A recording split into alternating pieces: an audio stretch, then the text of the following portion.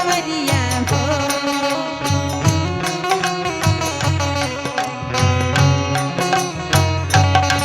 लिखती हले बानी तो पे लिखती हले बानी तो पे आई सारी उमरिया हो ओ, ओ, दिल देता नीला दिलदार सवरिया हो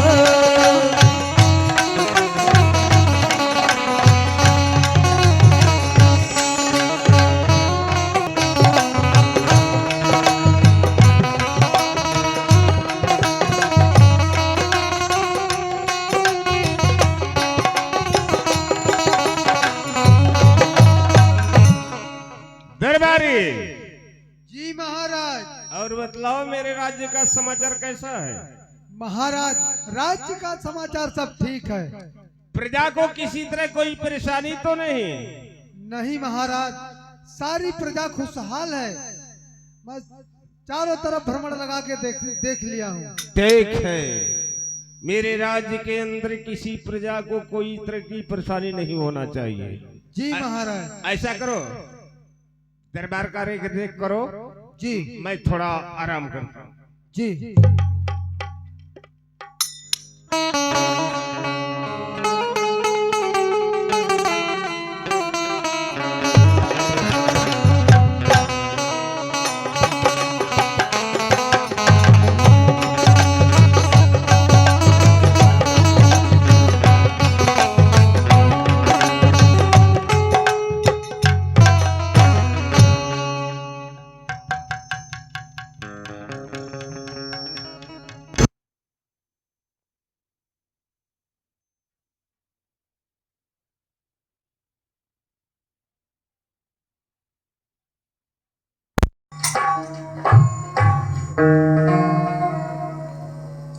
आशीर्वाद हो बादल सिंह, आशीर्वाद हो। लेकिन मैं देख रहा हूँ ये सारा शरीर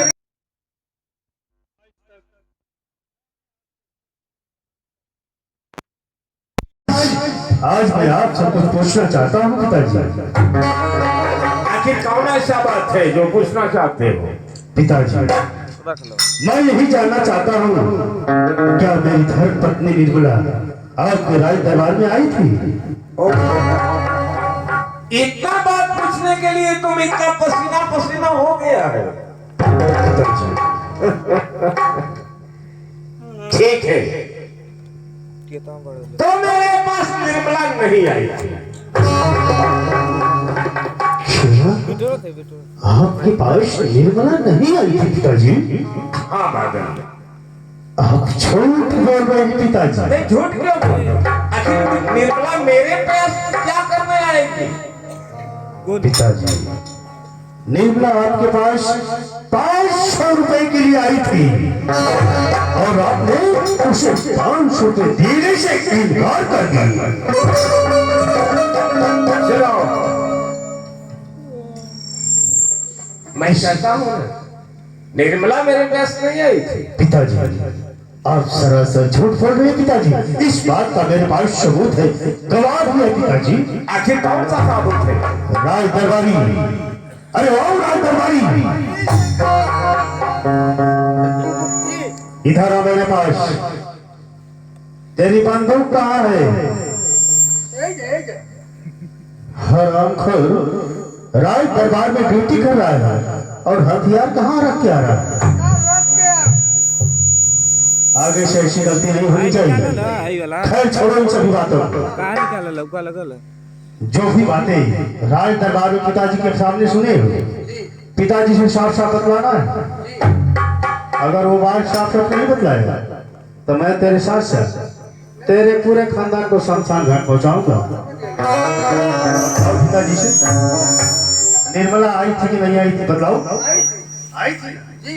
पिताजी क्या करे ठोके सुन लीजिए, निकालना। क्यों रे दुष्ट, मेरे पास आओ। तुम तो अच्छी तरह जानता है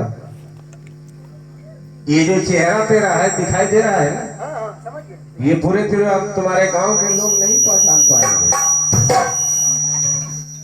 आई थी निर्मला कह दो निर्मला आई थी ना पिताजी से मतलब कह दो उसे आई थी बता दो अरे दोस्त कहीं का कह दो ये तुम्हारा जो है ना ये कानपुर आराम ये कानपुर जो है ना इसको मैं दिल्ली पहुंचा दूंगा कह दो उसे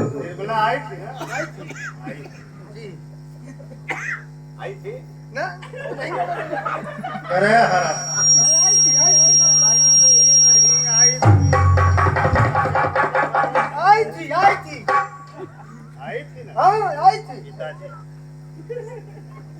पिताजी आप सच को छुपा नहीं सकते हैं पिताजी। निर्मला आपके पास आई थी और आपने रुपए देने से इनकार कर दिया। सुनो बादल, यदि तुम सत्य जानना चाहते हो तो निर्मला मेरे पास आई थी और मुझसे 500 रुपया मांग रही थी।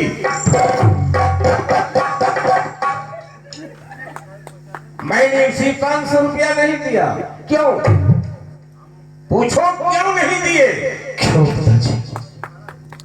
और सारंग दादी को आए हुए मेरे इस हवेली में पूरी 22 साल बीत गया। आज तक उस हराम खोर ने एक बच्चे की जन्म नहीं दे पाई और जब होता है भागती हुई मेरे पास आती है। मुझे 500 रुपया दीजिए, मुझे 1000 रुपया दीजिए, मुझे 2000, 4000, 5000 दीजिए। बेटा बादल सिंह सुनो,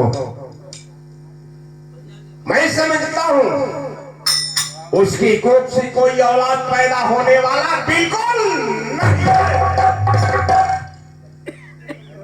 बादल सिंह मैं सोचता हूं कि आखिर मेरे नहीं रहने पर तुम्हारे नाम को रोशन कौन करेगा?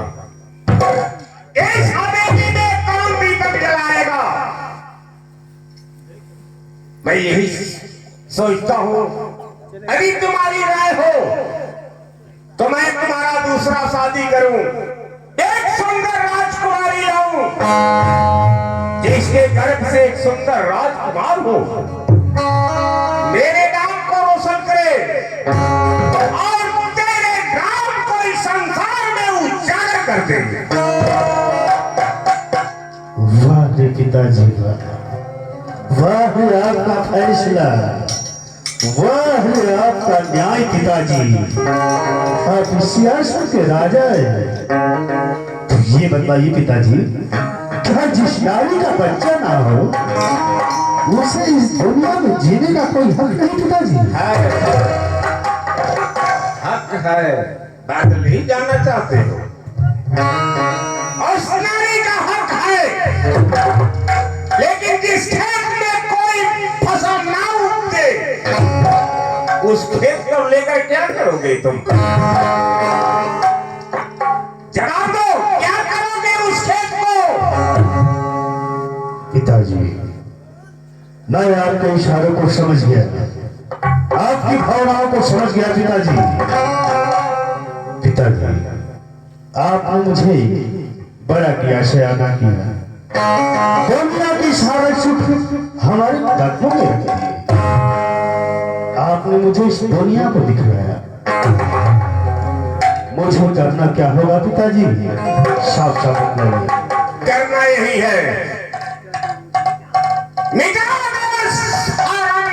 निर्मला को इस तरह न रहेगा बांसुरी बाजेगी बांसुरी और मैं तेरा शादी धूमधाम से अच्छा खासा दहेज लेकर करूंगा।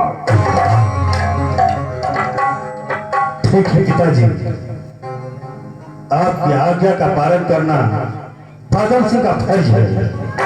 तो ठीक है, इसी वक्त जाओ और निर्मला को इस संसार से मिटा दो।